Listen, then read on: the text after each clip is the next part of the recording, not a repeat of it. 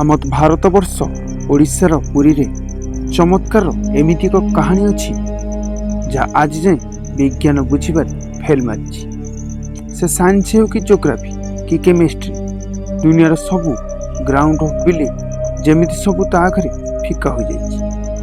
ହିନ୍ଦୁ ମାନ୍ୟତା ହିସାବରେ ଦୁନିଆର 4ଟି ଧାମ ଅଛି: ବଦ୍ରୀନାଥ ଧାମ, ଦ୍ୱାରିକାଧୀଶ ଧାମ, ରାମେଶ୍ୱରମ ଧାମ ଆଉ ଜଗନ୍ନାଥ ଧାମ ପୁରୀ। ଆଉ ଏହି କାହାଣୀ ଜଗନ୍ନାଥ ଧାମ ପୁରୀର, ଯେଉଁଠି ଆଜି ବି କୃଷ୍ଣଙ୍କର ବାସ୍ତବରେ ହୃଦୟ ସ୍ପନ୍ଦନ ଶୁଣାଯାଏ। ଏହି ମନ୍ଦିରରେ ଏମିତି କିଛି କାହାଣୀ ଲୁଚି ରହିଛି ଯାହା ଶୁଣିଲେ ଆପଣମାନଙ୍କର ହୋସ୍ ଉଡ଼ିଯିବ। ୱେଷ୍ଟର୍ଣ୍ଣ କଲଚରକୁ ଆମେ ଫଲୋ କରୁଛେ, ଆଉ ଭଗବାନଙ୍କ ଅଛନ୍ତି କି ନାହିଁ ଆମେ ବିଭିନ୍ନ ପ୍ରକାର କୋଶ୍ଚିନ୍ ପଚାରୁଛେ। ଏହି ଭିଡ଼ିଓ ଦେଖି ସାରିଲା ପରେ ମୁଁ ଆପଣଙ୍କୁ ସେମ୍ କୋଶ୍ଚିନ୍ ପଚାରିବି। ତ ଆସନ୍ତୁ, ସବୁ ମନ୍ଦିରରେ ଯେଉଁଠି ମୂର୍ତ୍ତି ମେଟାଲ ଆଉ ଷ୍ଟୋନରେ ତିଆରି କରାଯାଏ, ପୁରୀ ଜଗନ୍ନାଥ ମନ୍ଦିରରେ ଏହା କାଠରେ ତିଆରି ହୋଇଯାଏ। ତ ଆସନ୍ତୁ ଜାଣିବା କହିବି, 31 BCରେ ଜାରା ନାମକ ଏକ ଶିକାରୀ ଶିକାର କରିବା ବେଳେ ଫୁଲେ ତୀର ମାରି ଦେଇଥିଲା, ଯାହା କୃଷ୍ଣଙ୍କ ପାଦରେ ଲାଗିଥିଲା, ଯାହାଙ୍କ ପାଇଁ କୃଷ୍ଣଙ୍କର ମୃତ୍ୟୁ ହୋଇଗଲା। ଜାରା ତାଙ୍କ ଦେହକୁ ନୀତି ନିୟମରେ ଦାହ କଲେ, କିନ୍ତୁ ତାଙ୍କ ଦେହ ଜଳି ସାରିବା ପରେ ନିଆଁରେ ଗୋଟେ ଚମକୁଥିବା ବସ୍ତୁ ଦେଖିଲେ, ଯାହା ଏପର୍ଯ୍ୟନ୍ତ ଜଳି ନଥିଲା।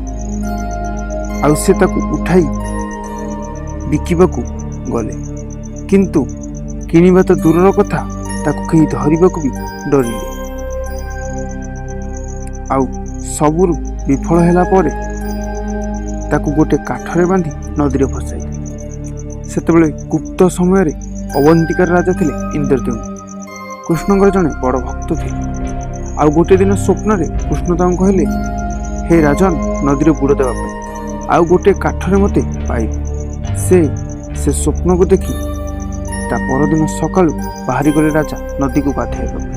କିଛି ସମୟ ଗାଧୋଇ ସାରିଲା ପରେ ଦୂରରେ ଏକ କାଠ ଦେଖିଲେ, ଆଉ ତାକୁ ଆଣି ରାଜମହଲକୁ ଆସିଗଲେ।